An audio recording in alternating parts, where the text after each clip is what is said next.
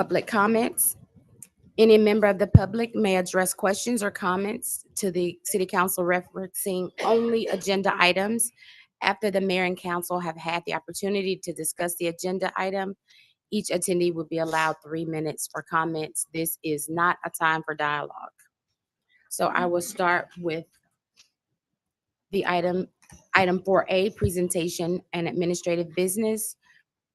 This is the report on recommendations by the interim city manager, Tammy Sattler Jones, regarding which committees, councils, and task forces entails are still necessary for the city goals. Ms. Sattler Jones. Thank you, Vice Mayor Johnson. Good evening, everyone. On October the 1st, the City Council directed me to evaluate the committees, councils, and task force and determine which one of those were still necessary for city goals. And in reviewing all of the existing standing advisory committees, which consist of the Public Safety and Legal Committee, Transportation and Environment Committee, Housing and Infrastructure Committee, Community Development and Innovation Committee, Business and Economic Development Committee, and Equity, Inclusion, and Opportunity Committee. Also, other committees are the Early Learning Task Force, Youth Advisory Council, Senior Resident Advisory Committee, Police Community Task Force, Prevention Health Task Force, and the Public Art Advisory Task Force. And it's my understanding that these committees were created when we did not have, I guess, the proper or a significant amount of administrative or professional staff on board. And so in responding to the request to review these, I selected a staff committee that consists of Christine Hudson, Keisha Dixon, Ratanja Burdette, Michael Duncan, Xavier Todd, Jacob Bowie, Marcus Seaton, and Yolanda McGee. And we all divided and conquered and went and evaluated all of these. We held at least 3 to 4 meetings amongst our internal committee to look at the original purpose of these committees. We also looked at the resolutions that were created to establish many of them. And based upon our evaluation, as a team, it is our recommendation that we merge the following committees with recommendations, and that is to merge the Public Safety and Legal Committee with the Police Communication Task Force, and the proposed new name would be the Public Safety Committee. And hopefully you got a chance to review the report that I provided to you on November the 21st. I wanted to give you advance notice to be able to look at the explanations. Many of these committees, particularly these two, have very similar missions and goals. So we thought that it was beneficial to keep them. However, we feel like it would be in the best interest of the city to merge them. The Youth Advisory Council, Senior Resident Advisory Council, and Early Learning Task Force, although these deal with very different and distinct age groups and needs within our community, we feel like all 3 of these could be merged into the Community Services Council. We do feel like it is in the best interest of the city that we abolish or eliminate the Transportation and Environment Committee. We have a Public Works Committee and also a contracted city engineer that can assist with this particular mission for the committee. The Business and Economic Development Committee, pardon me, can be handled by our Planning and Economic Development Department. That is a responsibility of that committee already, or that department, pardon me, already. The Community Development and Civic Innovation Committee, again, we believe this could be handled as far as the community development aspect by our Planning and Economic Development Department. We do believe that the civic and innovation portion of that committee could merge as a responsibility of the Equity, Inclusion and Opportunity Committee, which we are recommending remain. And finally, the Housing and Infrastructure Committee, we are also recommending that that one be eliminated because those responsibilities, again, can be handled by the Planning and Economic Development Department. As far as existing committees or task force, we do recommend we keep the Equality, Inclusion, and Opportunity Committee. We keep the Public Art Advisory Committee because our community has, given us some feedback. They do want to see more public art, and we think that would be a good task for this committee. And then finally, the Preventive Health Task Force. We think health is very important. We want to have a healthy community, and we believe that keeping that task force would be in the best interest of the city.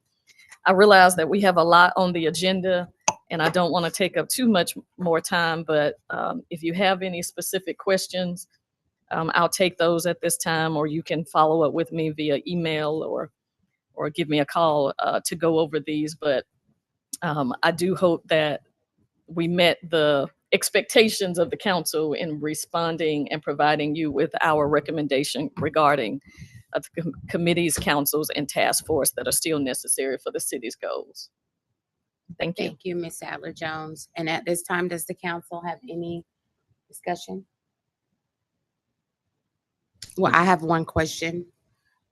With these task forces being converted to in-house, will you still engage with the public as far as memberships go or involvement? Yes, ma'am. It is our recommendation that these be led by staff or staff have a staff liaison. However, we are recommending that we have citizens on these task force and committees. At least, one or two of those individuals would be appointed by the council, but we would have a application process where they would have to submit and provide us with, proof that they have the knowledge, the skills, the ability, the experience to participate on the specific committees that they desire to be a part of. Thank you. Any additional questions from council? Is there anyone signed up for this item, Ms. Mitchell? Thank you. Okay. Sorry, hang on. I did have Go a. right ahead, Mark. Okay. Thank you, Vice Mayor Johnson. No, I just wanted to say thank you all for the work that you put into this. I know this has been a long discussed thing, item for this year. So I appreciate the thoughtfulness that you have approached this with. Thank you also to the rest of our staff. Also want to point out and appreciate the recommendations for having criteria for applicants as well. One of those is actually having some experience in a particular field. I think that will add a lot of value to the original purpose of some of our standing advisory committees, which was to better inform decision making that we're, in terms of how we're engaging with some of the critical needs of our constituents. So thanks again. Y'all did a really great job with this. I do have a question. So let's say we took this recommendation, we abolished the transportation, environment, and housing infrastructure. And let's say a council member had initiative to do with the environment, say they wanted to change the park, like we talked about the triangle. So how would they go about discussing that outside of the council meeting, getting public feedback, having experts come talk about it without having a committee?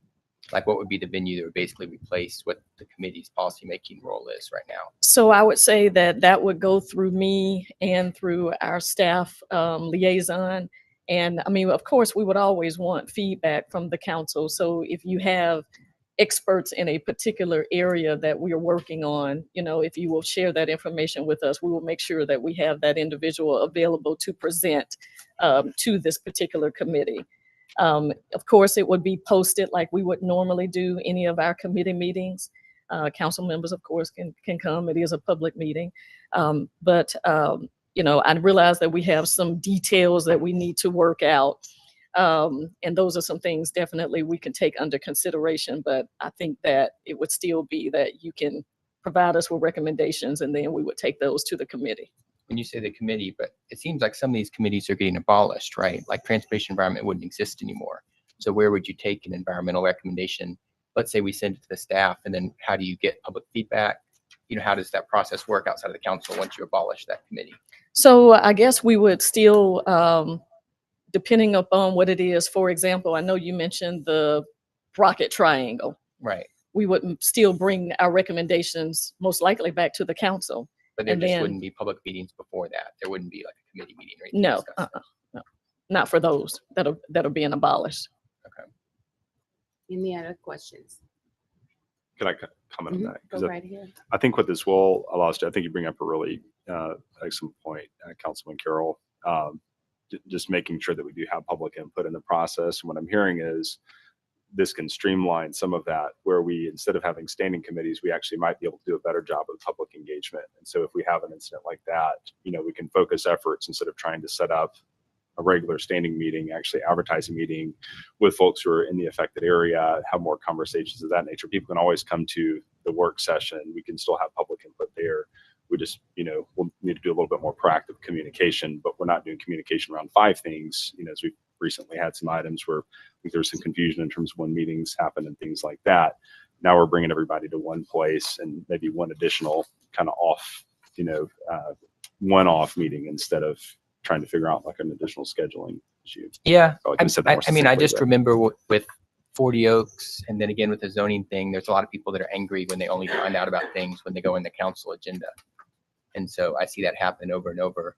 And I know the committees are supposed to prevent that because the committees are supposed to have chances to public give feedback before that. It seems like that may not be working that well. So it may be time to try something different. But at the same time, taking away a meeting, I don't know if that will make people any less angry when they find out about something the first time it comes to work session. So that's just my thought. Well, if I may, I think that this is a good approach to take because staff can have a meeting. We can have a meeting that doesn't have, if I'm correct, Stephen, that doesn't have to be a special call meeting because we're not directly involved in the decision-making in those committees. I think what we were doing is trying to get council out of these meetings so that the community can discuss, make these changes or recommendations, and then bring them to us so we can have, because with some of these things or committees going to staff, those are the professionals. So maybe someone in planning and zoning would say, hey, Deborah, that's not going to work according to code, blah, blah, blah. And you have that recommendation in the beginning. And I think that we could have a meeting with the community. I think the involvement with council is what we were trying to deviate away from because we're too involved in the committees. And then we sit here and have these discussions and then we make the law. So at some point, we're going to trust the process with staff and the community. And when it comes to us, then we're only making one decision opposed to egging it on or, I think that would be the best approach. And that way we're depending on the community's input and not ours so much. Well, so you're saying the staff would have a meeting with just the community, but the council wouldn't be a part of it? We could come to the meeting because Just we're come listen. community members, but we're not coming to the meeting to give our expertise unless it directly impacts you, your street, or your property. But we're not making the agenda item. We're not creating the agenda item, creating the conversation, and then passing the law. I'm not sure how I feel about that because I still think our role is to make policy And we push will policy once through. it comes to us. That's kind of passive, but we can see how it works. So if I can ask a clarification question now, because I want to make sure we're on the same page with this. So we're saying that the only way the policy comes to council is, I just want to make sure, because I don't think that's exactly what the intent of the committees is, where policy is always coming out of the committees to council. I think it can kind of come from both directions. And how I'm reading this is it's not always policymaking. Sometimes it's community engagement. It's just making sure that we've got an ear to the ground when it comes to public health, when it comes to arts or things like that. These are kind of ongoing, and I like the fact that they're also project oriented. They're not just sort of floating out in space. There's actually some timelines, some actual projects and deadlines associated with it. But so are you suggesting something different, Vice Mayor, or? No, are I'm you not. saying- Okay. Same thing.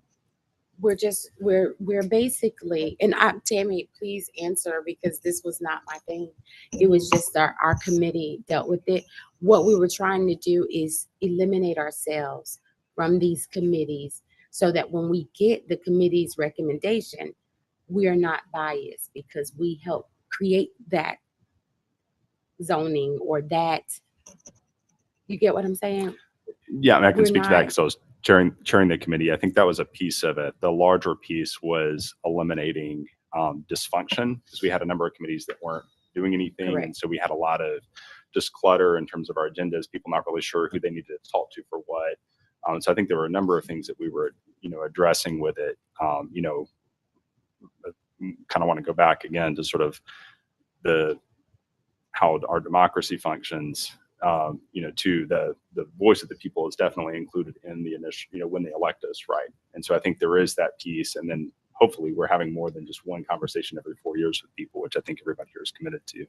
So I just want to make sure that's, we still need to, I think, be involved in the process, because that's what we were elected to do, is to lead and to listen and to serve there. So We will be a part of the okay. process, but just not the chair. mhm. So we are trusting the judgment of staff along with the community. And we can all go. We can go, because I don't know what the meeting guidelines are if we're not chairs of these committees. We can go to every meeting if we want to go and be involved. It was more about us being directly involved as chairs. Now, as a community member, you can go to every meeting that we have, As and long as any there's of- not a quorum. as long as there's not a quorum, or we're not the decision makers in that committee. See, that was the thing. We were the decision makers in the committees. And we were the ones sitting here fighting for whatever we wanted. And then once it got here, we continue to fight for it.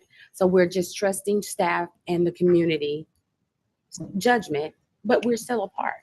Mhm. We're just taking ourselves out of the direct equation when it comes to a warming station. Somebody comes to me and say, I want to be a warming station. So I call a committee meeting. I'm rallying for a warming station. And then it comes to committee for us to give them money for a warming station. Now, I did all the work, but I could have trusted Yolanda, Economic Development, and she could have brought it to us after having the community meeting, and it would have been still flowing. I'm still a part. I did know about it, but I wasn't a part of the direct initiation of the request. That was it. We were taking ourselves out of the direct, we were rallying for stuff and then coming to council rallying continuously. And then it made people think that we were just doing too much. But it doesn't, it just takes us out of, it's just trusting staff, the people with the degrees in those fields that can direct the community. And then when it comes to us, they have recommendations as well. And they're professional recommendations. But Tammy, if that's not your thinking on, please stop me. Because that's what I thought we I sent mean, it to you. I don't have anything else to add, but I mean, I hope that we, again, met the expectations of the council as far as providing a recommendation on which committees to keep, merge, or eliminate. All right, thank you. Are there any other discussions on this item? All right, thank you, Ms. Sadler Jones. With that being said, we do not have any old business tonight. So we're gonna move on over to new business. And we're going to 6A to discuss a proposed PTSD diagnosis benefit proposal for first responders. That is Dr. Dwight Baker. Good evening, Mayor and Council, Good evening. Vice Mayor and Council. Thank you. The first item I have on the agenda is to discuss and approve the proposed PTSD diagnosis benefit for our first responders. This benefit aims to provide financial support for mental health challenges encountered while in the line of duty. This is a budgeted item at $736 to be paid out of the general fund. I will entertain any questions you have. Okay. Now, is this a flat rate? Yes, ma'am. It's a flat rate. As you can see, and as part of the recommendation, it's $736 premium for the premium, which is will start on January 1st of 2025 and go through December 31st of 2025. Okay. Any questions from council? I mean, the only question is if it's 736, is that not something that's just in the city manager's discretion that they could? I'm not sure. if I understood. I didn't hear your question. If He- it's $736, is that this may be more addressed to the interim city manager? Is this not within her discretion that she could just approve it, or is there a reason why we have to? vote It on is because it's a benefit It's a benefit, change. yes. Okay. And so it, it benefits requires a come to the declaration. council for approval. Okay. Signature of a declaration. I have a quick question. With this lump sum, there is no obligation from the first responders. They don't have to pay anything. No, ma'am, it's a city paid benefit. All No right, employee was with no cost to the employee. I got it. Thank you. Any other questions? Anyone sign up for this item, Ms. Mitchell? All right. Can this be a consent item? Okay, thank you. This is a consent item. Thank you, Dr. Baker. You're welcome. I have the next item as well. Okay, you just stand there, okay. Oh, wait a minute. Okay, the next item is 6B, to discuss the declaration and application proposing an adjustment in the Georgia Municipal Employee Benefit System Life and Health Plan effective date for new employees at no cost to the city. Dr. Baker? Yes. Currently, our benefit start date for new hires is the first day of the month after 30 days of employment. This recommendation is to change the benefit start date to the first day of the month after their hire date. For example, if an employee started on today, their benefits would go into effect on the first day of the month, the following month. Okay. I And that's no understand that. cost to the city as well. All right, thank you. Any questions for Dr. Baker? Anyone sign up for this item, Ms. Mitchell? Can this be consent as well? Thank you. All right, thank you, Thank you. Dr. Baker. Okay, the next item is 6C, to discuss a resolution approving an agreement between the City of Clarkston and AS Paving, Inc. for drainage improvement project number 1 at 3731 and 3737 Market Crescent Drive, Clarkston, Georgia, 30021, and 860 Market Way, Clarkston, Georgia, 30021, in the amount of $177,430 to be funded out of the Stormwater Enterprise Fund. Marcus Seaton, Larry Kaiser. It's a team effort tonight, Thank you. myself and Mr. Moody. So we prepared the specifications, we'll put it out to bid. Had a nice number of contractors to propose on this. The vendor was A&S Paving. They were a qualified vendor to perform the work. And so we'd like to begin moving on it. They've met all the qualifications. These are projects that, particularly the ones on Market Crescent, those are projects that have been around for a little while. We have 2 projects on Market Crescent, just to let you know. One on Market Way, where a gentleman's driveway collapsed because of some storm line pipes that were put in back in the 1980s, and those pipes rusted out.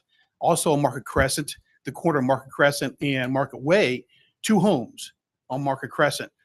Behind their homes, there is storm lines or lack of storm lines, both that are not functioning, collapses, sinkholes in their backyard.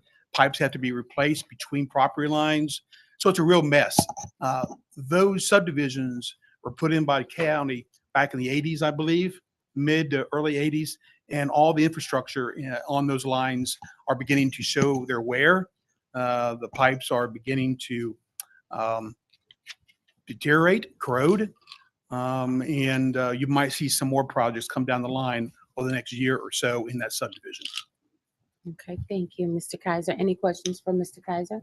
I just had one question because it's kind of a large amount. So are we sure it's the city's responsibility when it's like in someone's backyard or their the pipes? Is that because it's city pipes, or what is the reason? It's all part of the city stormwater system. Yes, Okay. absolutely. You know, they were probably shown on a subdivision plat They are. that was accepted, and that makes it our infrastructure at that It's point. part of the stormwater system in the city. We've done it before. It's pretty routine. Most governments do it the same way. And they're actually also on easements, drainage easements. So when they're located on drainage easements, platted drainage easements, then the government is responsible to repair that drainage that exists, a storm line that exists. Okay. So it's a government that sets up the drainage for that subdivision. Yes, the government's responsible to replace anything that falls apart, that deteriorates. Okay. Yeah, Because some subdivisions right. have It's a private. pretty common. Some pretty common subdivisions have private their own private drainage. Yeah, thing. so there are, you're exactly right. There are some systems where the pipe begins and ends on private property. That's a different story. And we haven't had one of those yet, although I think one's coming up very soon. Most systems begin on city right of way and goes through somebody's yard, ends up on city right of way someplace down the road or into a creek. And in So it's those- all part of a system. So in those cases, the city's responsible. to get Correct. this route. And that's exactly what this is. So, Go right ahead. so just to clarify, we're not talking about something that connects to the residence. This is something that just crosses across these- somebody's plat. but Well, it's- yeah, it's full. Right. So as example, Stormwater. the stormwater. So Market Street, there's a cross drain under the road on Market Street near Market Crescent. The water that comes along the pipeline, under the road, goes through somebody's backyard in a ditch. Mhm. That ditch should have been piped, but it wasn't. And so all the water going down the ditch line has formed a sinkhole in the backyard. There's a whole system of pipes in the backyard of this particular location. And so what we're doing is we're taking the pipe, we're taking the ditch that's at the city right of way, piping that through their backyard within the drainage easement, the defined existing drainage easement that's platted. And then we are connecting it to an existing pipe that's running between the property lines. That line is also deteriorated. We're replacing that. That thing goes under Market Crescent, goes across the street to Market Way. That line on Market Way goes under this gentleman's driveway, Mr. Ford's driveway. That is all collapsed, including his driveway. Okay. And so we're replacing that entire line. Gotcha. And We then we call it two projects, but it's really all all the same project, yes. And one other question, if I may, this is more kind of future thinking. You mentioned there's a lot of other Yes, there will be. possibles. Will we get a report on kind of projections on that? Yes. So every year we put together a short-term work program for stormwater, the Stormwater Enterprise Fund. This year we'll put together a 5 and a 10-year plan. And you'll see it. Tammy, interim city manager, will bring it to introduce it to city council for review as part of our MS4 permitting and also as part of our stormwater audit. You may recall that we have an audit that is ongoing. And so that audit, the program that we develop will support the audit that we're doing in terms of any increases in stormwater fees in the future. So you're going to have a 5 and 10-year plan that we haven't really done before, but you will see it this year. Thank you. All right. And it's quite extensive. Quite extensive. Thank you, Mr. Kaiser. Anyone signed up for this item? Anybody signed up for anything? Okay, great. Then I will keep asking.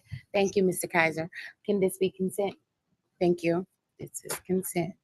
Moving on to item 6D to discuss submitting the FY 2025 Local Maintenance Improvement Grant, LMEG, application in the amount of $112,384.11 to the Georgia Department of Transportation, including the minimum of 30% local match to be funded out of SPLOST 2 due by February the 1st, 2025.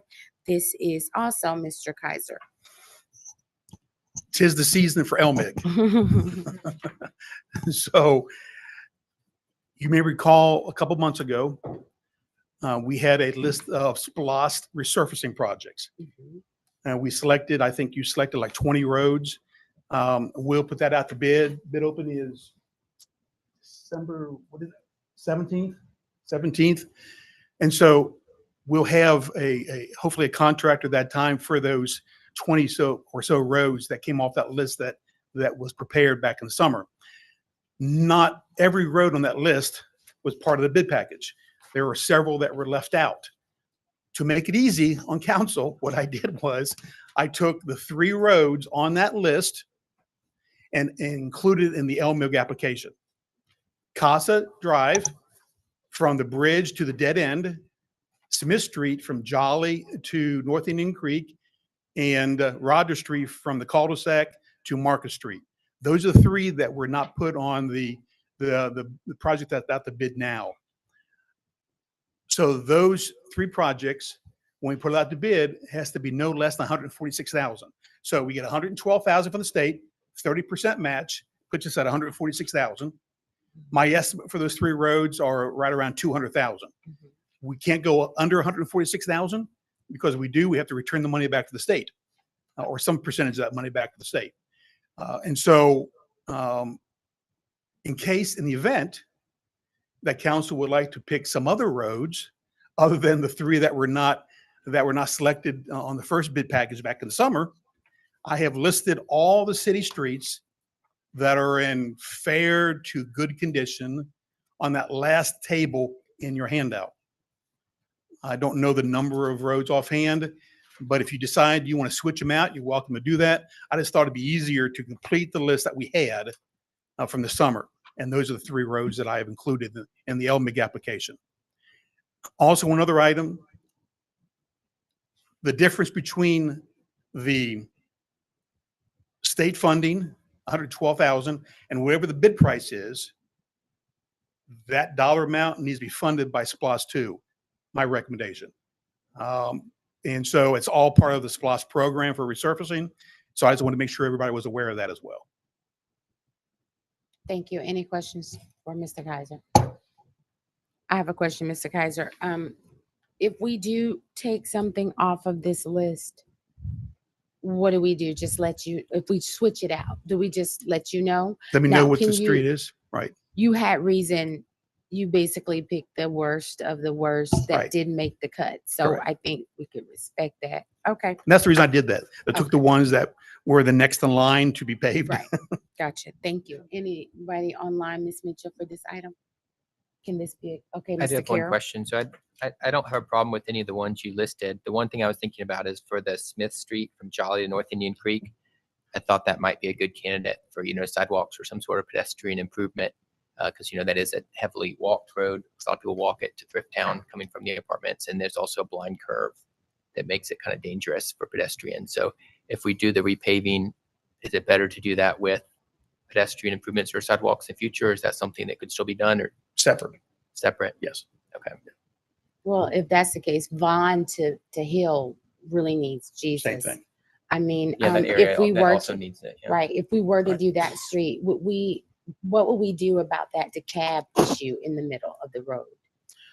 So this is, Vaughn yeah, from Montreal Right. to Hill, crossing over Market. yeah. So that's all in the city. So that might be a challenge with regards to sidewalks. No, not sidewalks. I'm talking repair. Oh, There's a big repair. hole there Yeah, that so we- DeKalb County has purposely left open for some reason. Yeah, so we can pave that. That's all, actually, it's on my, if you see I the saw list, it. it's there. So we can do that. That's a pretty, that road right now is, just because of traffic, over time, we evaluate all these roads about every 2 years. And that has shown a steady decrease in condition of the road over the last 4 or 5 years, actually. I suspect that in LMIG 2026, that will be my recommendation to do that section of the road.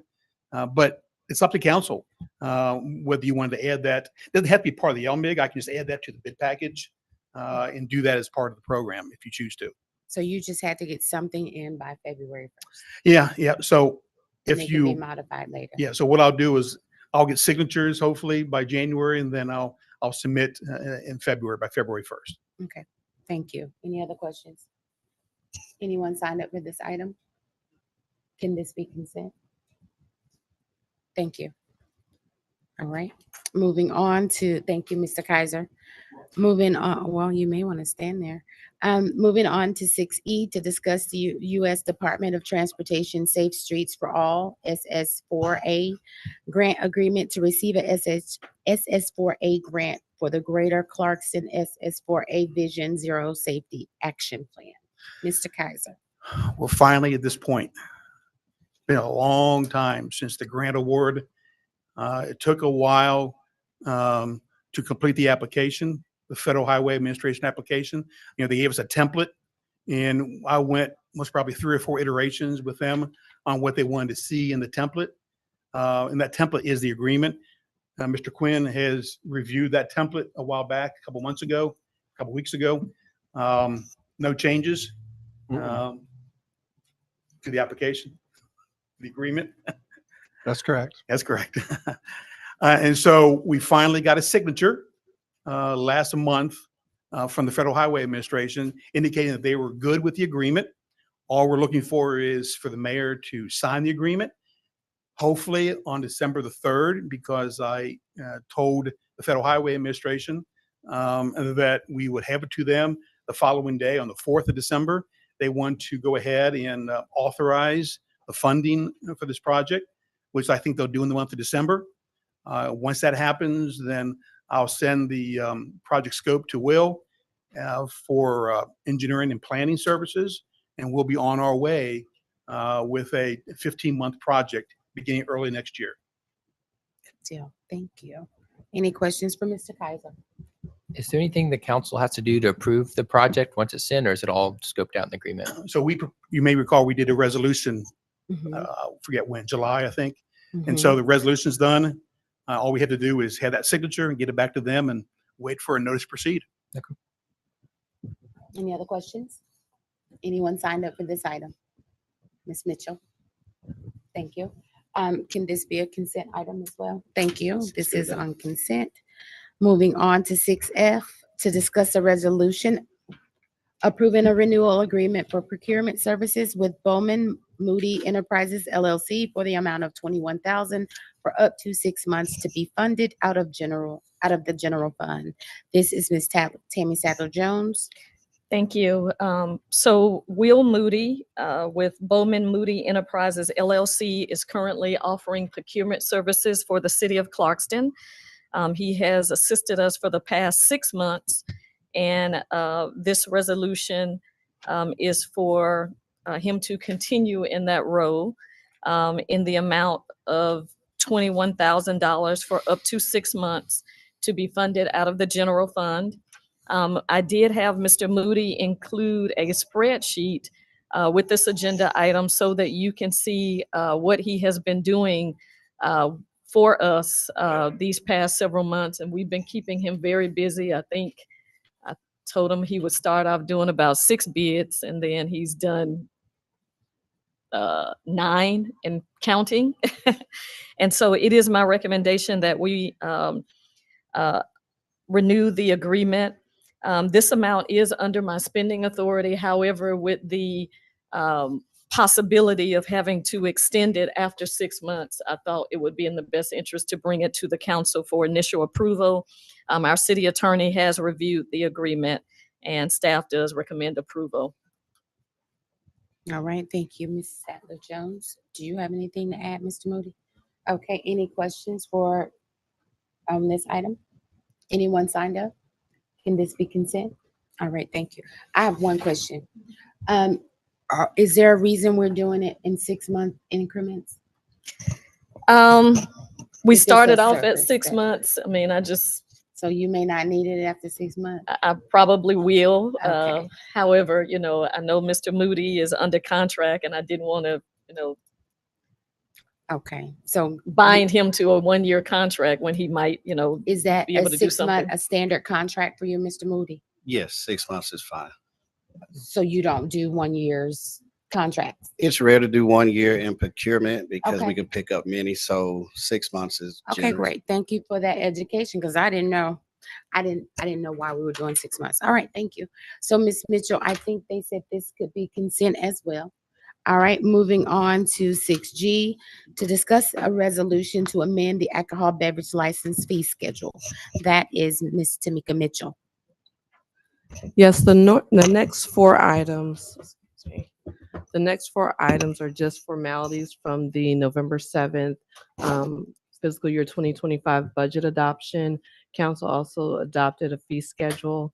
Based off of those fee schedule, the increases on some of the alcohol license, business license, hookah license, admin fees, as well as the alcohol license fees itself.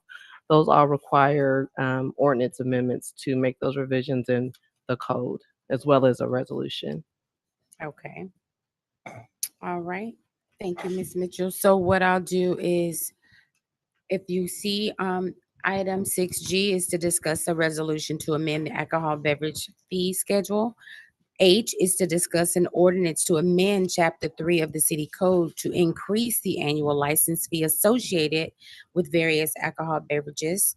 And 6 I is to discuss an ordinance to amend Chapter 11 of the City Code to increase the administrative fee amount required to be paid in connection with applying for or renewing a business license.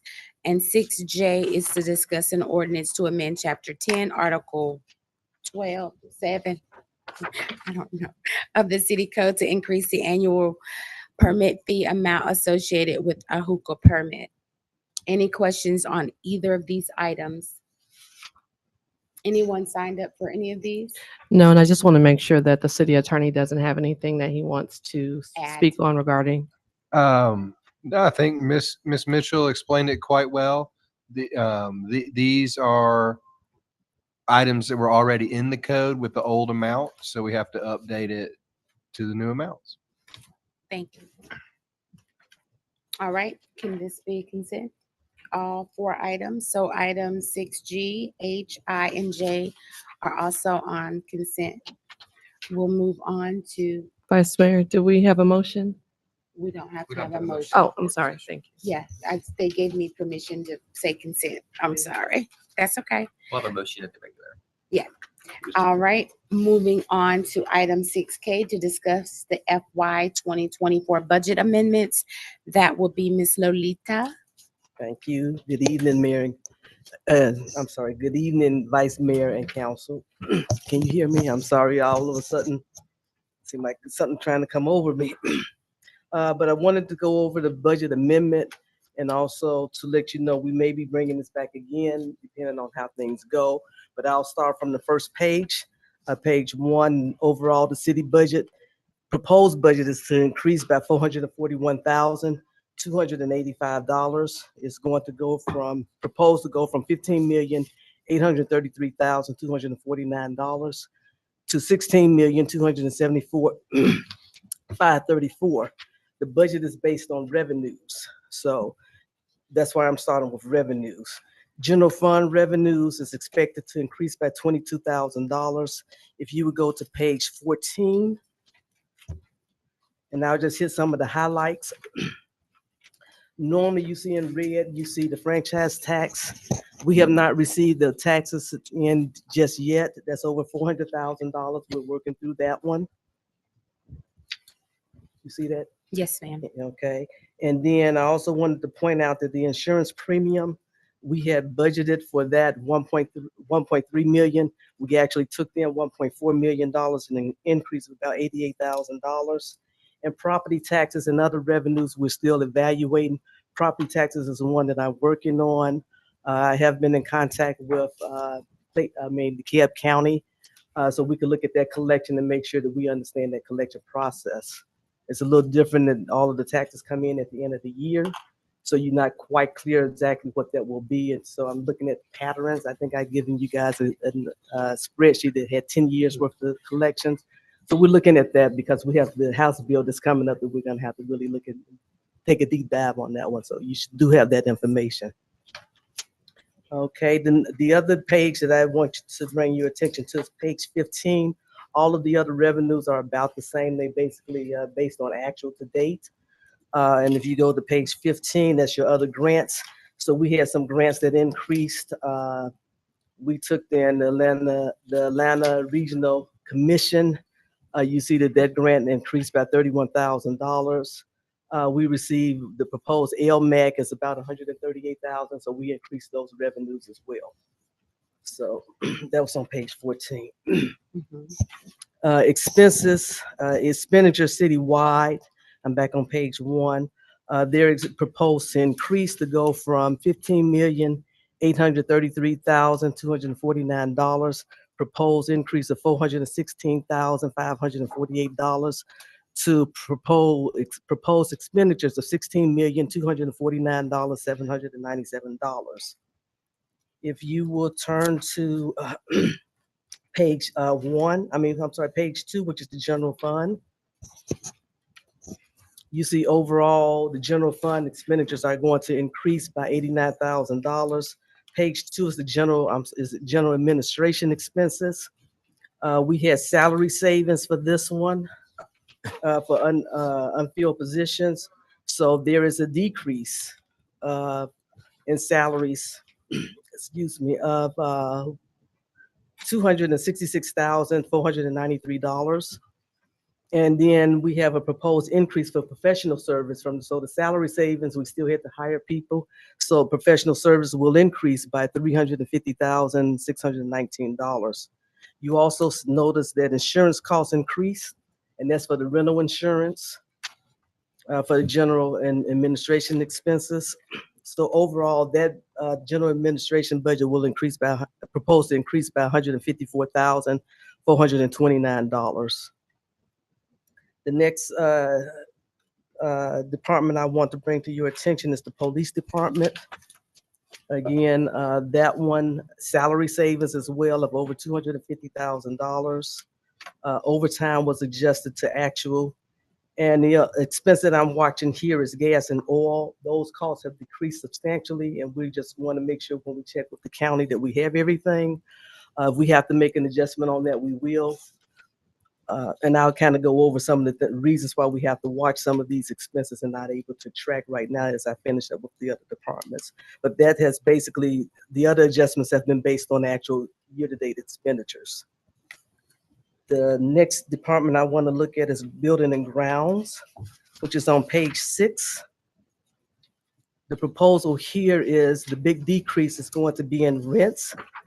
We have reallocated the funds from rents, the amounts that we pay for security deposits, as well as the couple of months rent we paid in advance. They have been reallocated to a prepaid item. We're only budgeting for 1 month this year. That's on page 6. Okay. The next item that we want to look at is, I'm sorry, we also had pre-insurance that increased on that one as well. The next item is page 8, which is planning and zoning. Again, salary, there's the change in salaries, and then professional services. Inspections have increased. Basically, this is based on actual. So what I typically do is I will take the actual cost for the month. In this case, we ran it by 11 months, 10 and a half months really. And we divided that cost, and then we allocate what it would be for the projected out for the 12 months. So that's how we came up with these expenses. So your biggest increase in this is going to be for professional services and for building inspections. And then there was an increase on salaries. I'm not sure. Some of the salaries, the salaries were a little bit more than what was budgeted in 2024. So I put that to actual and project that out. Okay. The last item I want to look at and probably have some discussion on is on page 13, ARPA funds.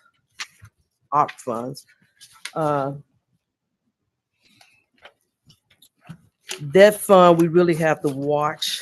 We have to look at the expenses because those funds must be obligated by December 31st. They cannot be in the budget. They have to have a contract and be obligated that we're going to pay those funds. Okay, so if you go to page 13, you see I've allocated based the salaries. There's been some adjustments up and down based on the actual cost that we had to date. So we're going to have to look at those expenses. And if we have some savings there, we're going to have to utilize those funds and reallocate them so that we make sure that we use the funds by 2026. If you look at those expenditures, public works, the building has increased, and that's because of the server room update. We had budgeted for some switches, but in actuality, the servers must be replaced. That's about $80,000 difference. If we don't replace the servers, then we'll still have the problems that we're having with the internet. So we really have to go ahead and do that. The other item that we wanted to talk about is for the food, the meals that we're serving. That's $100,000 is budgeted for 2026. To date, for 2024, we have spent $50,000. We spent approximately $95,000, and we still have another food drive. So we're recommending that you take $5,000 from the 2026 and reallocate those funds to 2024, and then move the $100,000 for 2026 to 2025. And that way we can make sure that we use those funds and expend them by the deadline. Okay. And then I didn't go over everything. I just tried to hit the highlights for the sake of time. So if you have any questions about anything, I'll be willing to answer those questions. But I also wanted to let you know that we are still evaluating expenditures. Our expenditures, we don't have a PO system. We don't have a system where we could actually monitor the costs. So we have to see the invoices as they come in. And at some point, we're going to recommend that we replace our ERP system, our financial reporting system, so that we could track, and we'll have POs where we could actually know what's out there. Right now, I don't have an idea of what I need to budget for. And so we're working on putting things in place to make sure that we could account for and properly manage those expenditures, and especially toward the end of the year, because I'm kind of I'm guessing right now. So, and I'm guessing based on previous expenses. So we're going to make a recommendation. We've already started looking at some software, but we're going to bring that recommendation probably next year. Okay. Thank you. Any questions? I'll go right ahead, Mr. Carroll. So maybe my math is off on this, but looking at the spreadsheet, I see projected amended expenditures of 16,274,534. I'm sorry, revenues of 16,274,534. Then projected expenditures of 16,249,797. So that seems like to me that the surplus should be a little bit under 25,000. But then here it lists the surplus as 111,657. So what am I missing there? I think you're going by the increase, looking at the increase between the two. I'm I'll looking go at the back. difference between the total I'm revenues and sorry. the total I see the expenditures. line you're looking at, the 100 and, I'm sorry. I'll have to go back and do the calculations. I'm not sure. Okay, because it looks like to me that number should be like a little bit under 25,000, not 111,000. But I could be wrong about that. It just seems like to me it doesn't quite add to Okay, that. I'll see what that figure there represents. Okay. That's all I had. Any other questions? I have a question. Just to be clear, you said that the recommendation you guys are making, Ms. Lolita, is that we will not have any money allocated for food drives in 2025 because they're allocated currently in 2026. Correct, the And way it we need stands to right now. move yes, the ma'am. money from 2026 to have the food drives in 2025. And we need to make that clear tonight so that you can allocate the funds so we don't lose the money. That's correct. Okay. Are y'all okay with that? Okay, thank you. That's my, all right, thank you. Anybody signed up, Ms. Mitchell? Sorry, All right, I have a question. go right ahead, Mark. So I just had a clarification question, looking at the community action projects underneath here. I thought we'd moved most of these into like a community action grant fund, but can you just walk me through that real quick, just to make sure I'm doing? Which one? It's on page 8. Mhm. Go right ahead. Just the community action projects. I noticed we had a number of things. I thought we'd roll a lot of this into just one larger grant program, but Yeah, maybe that's I'm- for 2025. that's for 2025. Yes, sir. Oh, okay. I'm looking at the wrong And because disregard. some of the 2024, sorry to jump on that, but some of the 2024 amended budget, like the urban agriculture environment, they're not going to spend $10,000 the next month. No, So like some of this money is just not going to get spent. correct. That's one of the reasons we're looking at the programs and going toward the grant. Right. program. Yeah, some of these, it may make more sense to zero them out. Maybe that's where the 111 number came from if you zero out some of these. programs. Well, I don't didn't know. want to zero them out at this point. I Right, figured right. But I council know. will make that decision. I'm just saying realistically, they're not going, some of this money is not going to get spent. Well, that's the reason we put it all in one pot of money. Right, right. I Yeah, understand that for yeah, next year. I'm so- just saying if you're calculating for 2024 budget, I'm Right. just saying realistically, Gotcha. you're not going to spend this 2024 money. Hey, this we're next year. going to throw a massive garden party with that $10,000 between now and Mhm. Right. Christmas. So, I don't think there's going to be, a huge amount.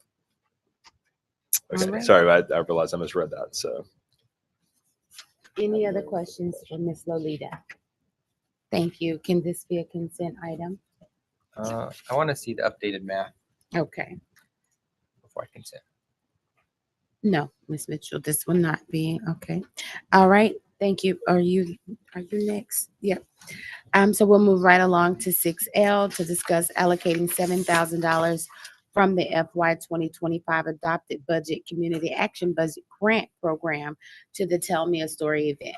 This is Miss Lolita Grant. I'll do this one, Vice Okay, Mayor. Okay. Um, Great. So during the fiscal year 2025 budget hearings, staff made the recommendation that we not fund the Tell Me a Story program as we have done in past years.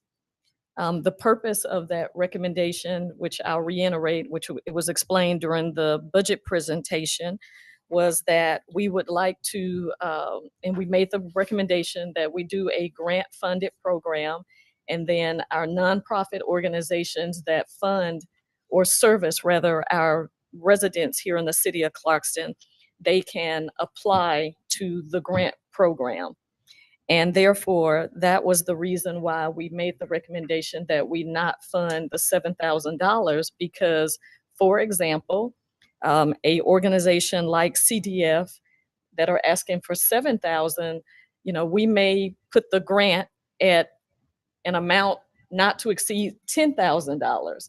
So they could actually get more than what this amount currently is. Now, the staff and I will begin meeting next week to go over the eligibility requirements, the application, all of the details related to the grant program to begin January 1st, 2025. And that amount for the grant program was at $100,000. Now, staff does recommend that we not approve this.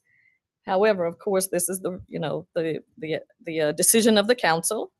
And if you do choose to fund it, we are recommending that the $7,000 come out of the $100,000 grant program. So therefore, that would reduce the $100,000 line item for the grant program in the community action budget by $7,000.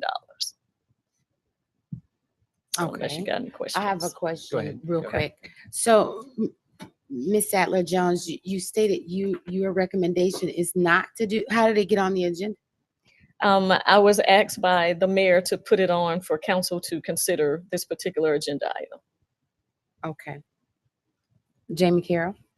So I guess my question is that I've heard from some people, the community center and Tell Me a Story and others, that they're a little bit concerned because they don't know the timing on when the grant should be approved versus when they have to plan for certain events and budget certain things.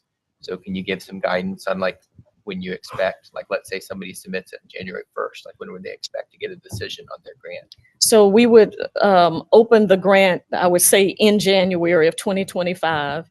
And hopefully we would be making decisions on a consistent basis. We would do a grant cycle. We're not just going to open it up because then that'll be all year. We'll be looking at grant applications. But I do think it's necessary for us to have grant cycles where nonprofit organizations or individuals can apply to do specific programs for the city. So in this case, from my understanding, this program usually happens in September. It would be our expectation that if they were to apply, we would have a response back to them regarding their grant application in the spring. So it'll be, several months prior to their event. Okay. And you're saying that if this event has cost, if they pull this event off for $7,000, the grant is not going to say for $7,000 just she could expand her event to not to exceed the $10,000 in the event that she waits on the grant. Right. And that's just an example. I'm just saying that I yeah. was trying to make sure I understood it correctly. Yes, yeah. Okay. All right. Is Miss Melavinda on the line? Would she like to say something?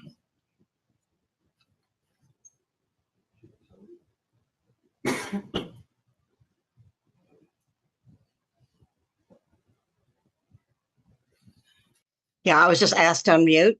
Can you hear me now? Yes. Yes. Yes. Okay. Thank you. Well, good evening. Thank you very much for giving us the opportunity to once again address the $7,000 for the Clarkston Tell Me a Story Festival. which happens in September most years. This past year, we had to postpone it until November because of weather. We request that it be included in the FY 2025 budget that will evidently be approved by the council very shortly. Planning starts for that festival now. We identify the venue, we put down the deposit, usually in January. We start identifying the tellers, the storytellers, and planning starts now. So we really can't wait for spring to start planning and knowing whether or not we were going to be funded or not. So we're recommending that $7,000 be recommended for the 2025 budget. This is a 12-year tradition. It's not something that is not tried and true. It has been very successful, and we would really support the council in making that funding available to us in the FY 2025 budget. One last point, CDF receives no money, no funds from this festival. The entire $7,000 goes to implement the festival. We are the fiscal agent. We work in partnership with about 8 or 9 different partners and organizations. Thank you for this opportunity.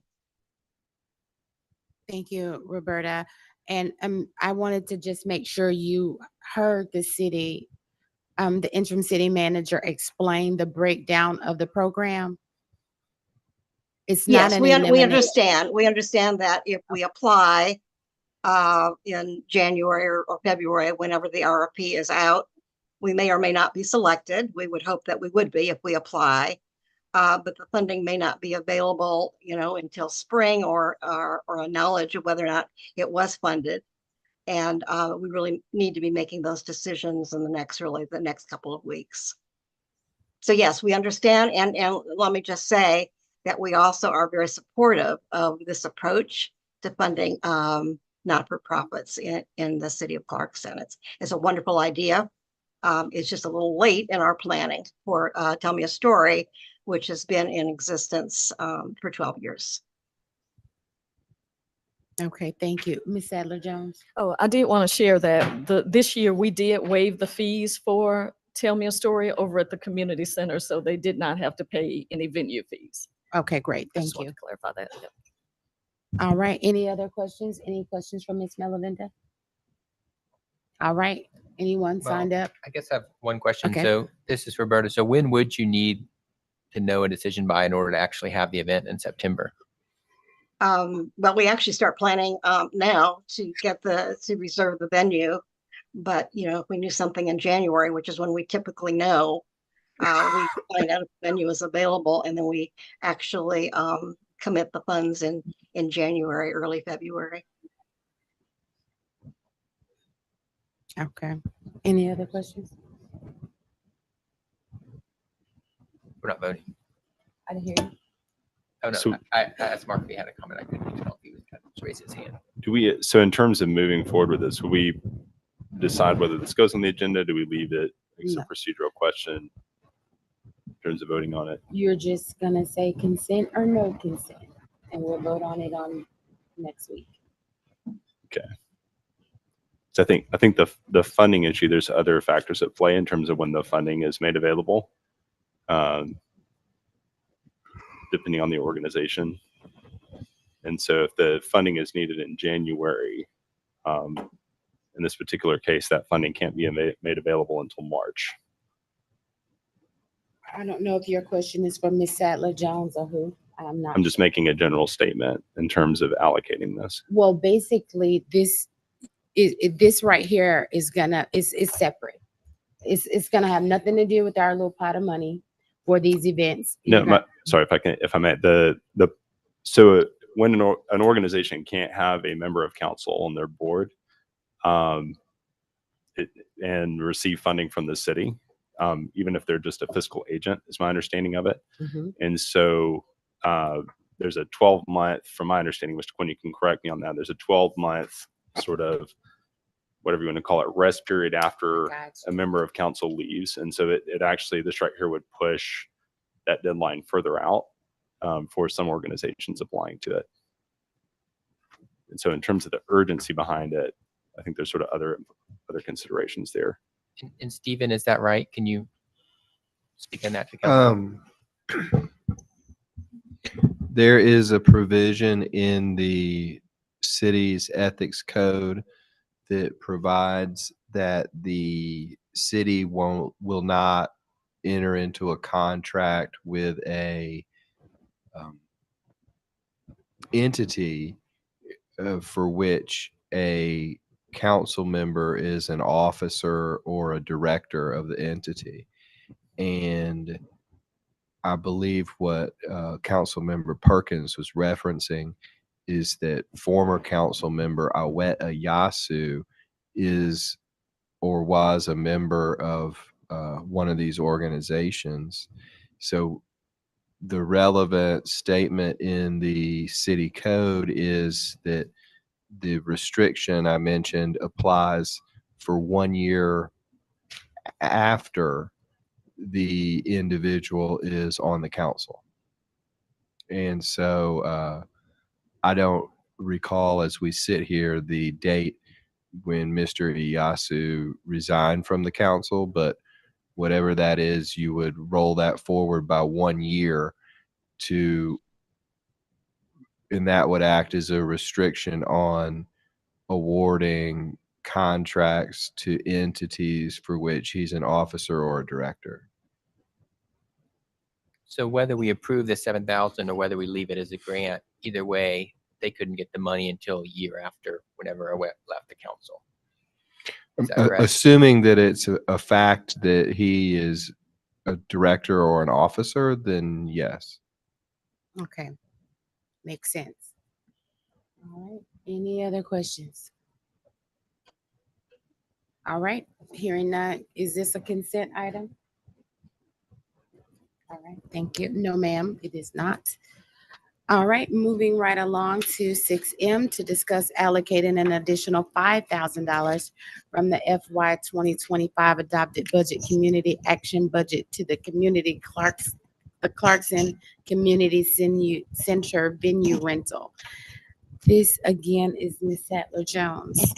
Thank you, Vice Mayor. So this particular agenda item was also presented during the budget hearings regarding the community center venue rentals. In 2023, the city budgeted $10,000. And in 2024, it was increased to $20,000. And staff, we are recommending that that amount be reduced back down to $15,000 for fiscal year 25, which was approved in the budget that was presented to you all. We presented a balanced budget to you that was approved. And so the recommendation or rationale behind the recommendation is that when we move into 736 Park North Boulevard, we have a nice size meeting space at that location. And so as far as city meetings or, trainings that we have, we can use that location instead of having to go to the community center where, for example, if we use the Angora Hall, I think cost us about over $3,000 to use that particular space in the building. And so, again, this is on the agenda at the request of the mayor. Staff does not recommend approval. However, if you choose to approve this agenda item, as far as funding, if you increase the amount by $5,000, we are recommending that $5,000 be taken from the Community Action Grant Program line item, which will decrease that line item by $5,000. So unless you have any other questions for me, that is staff's recommendation. Thank you, Ms. Sattler Jones. So your recommendation again is to not do this. Yes, ma'am. That is And my I just want to point out something, that we have a procedure on putting items on the agenda, and this is not it. If the mayor wants an item on the agenda, she has to get the approval of 2 council members. So I apologize that you got involved in that, Ms. Jones. Thank you. But my thing is, if we have the space potentially at 736 Park North, I think that we need to at least see what we can do there. So it makes sense to me to not pay the $5,000 until it's not that we're not, if we have to use Angora, we'll use Angora. But it's not, I would wait and see how much space we have and what we can do with it. Any other questions or comments on this item? Is Sammy on the line? Anyone signed up for this item? Thank you. This is not a consent item. Moving on to item 6N, to discuss an ordinance to amend the city personnel code to specific department heads and to provide for an administrator of human resources. This is Ms. Tammy Sadler Jones. Thank you, Vice Mayor, pardon me. This is in regards to designating our department directors for the city of Clarkston. And as you mentioned, also to provide for the administrator of the human resource functions. Currently, the city charter says that the city manager handles the personnel and the city clerk serves as the assistant personnel administrator. And so now that we have hired a professional, experienced HR director and director of human resources and risk management, it's my understanding that we will need to have the city code amended for that purpose. Mr. Quinn, did I miss anything? No, I think you got that right, Madam City Manager. Thank you. Any questions on this? Any discussion? Anyone on the line for this one? Can this be consent? Thank you. All right, that one is consent. Moving on to 6O, to discuss the proposed 2025 City Council regular meeting and work session dates. This one is Ms. Interim City Manager Tammy Sadler Jones.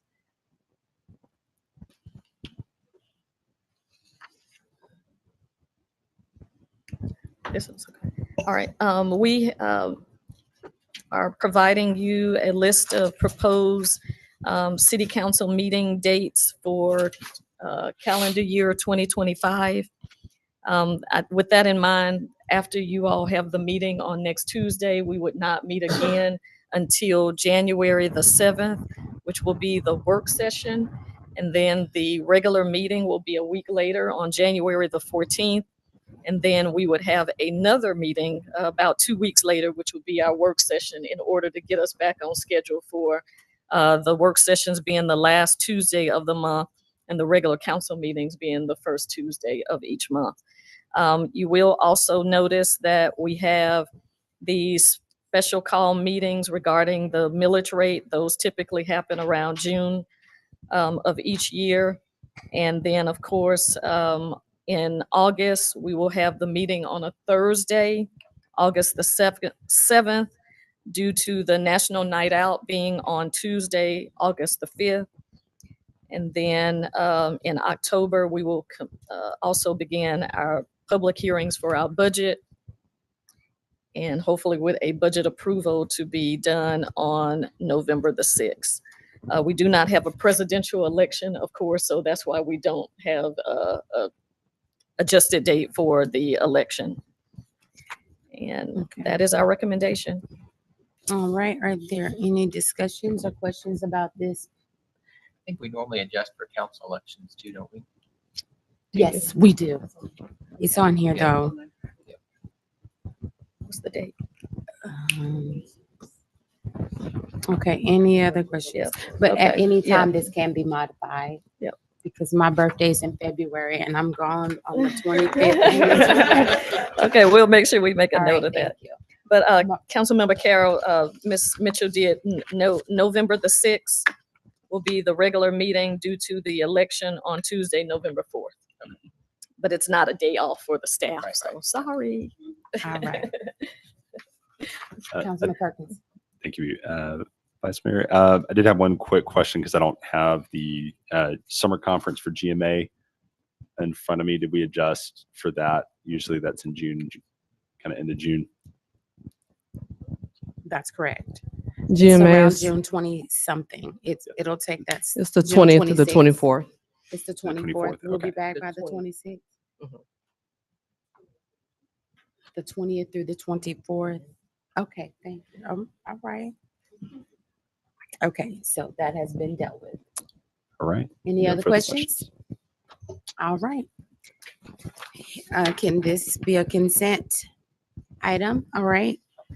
That is consent. Moving on to item 6P to discuss the proposed date for the 2025 Mayor, Council, and Staff Retreat.